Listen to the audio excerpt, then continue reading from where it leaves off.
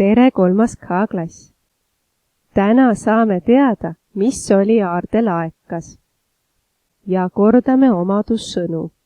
Omadussõnad vastavad küsimusele, missugune. Vaatame koos seda pilti ja leiame siit omadussõnu.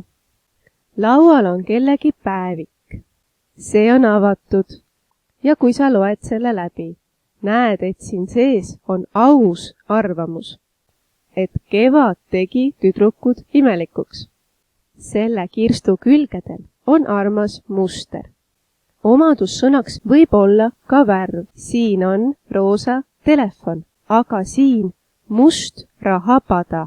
Laual on veel segamini tööriistakast või saladuslik laegas.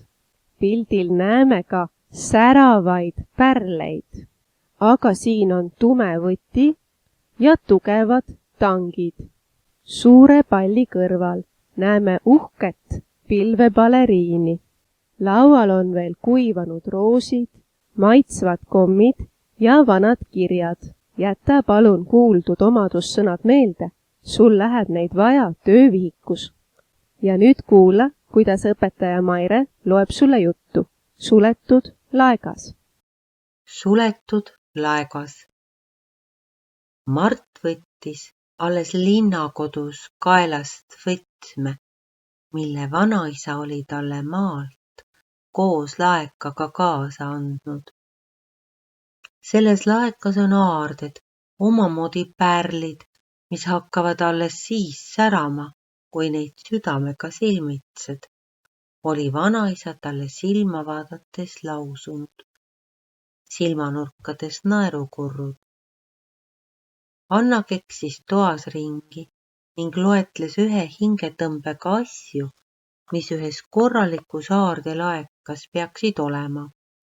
Sõrmus, kaelakee, kuningakroon, kuuseehted, võluprillid, pilvebaleriin, kommid, kuldraha, kuldkell, hõbelusikad, värvilised pühade munad.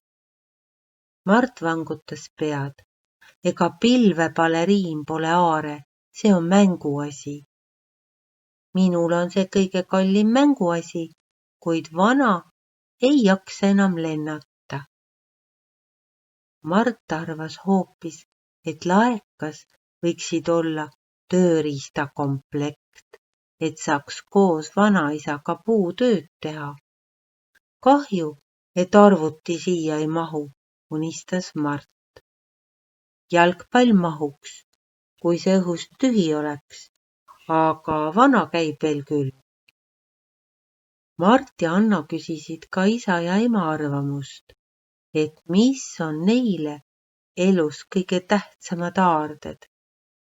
Nende vastused ühtaegu üllatasid ja rõõmustasid lapsi.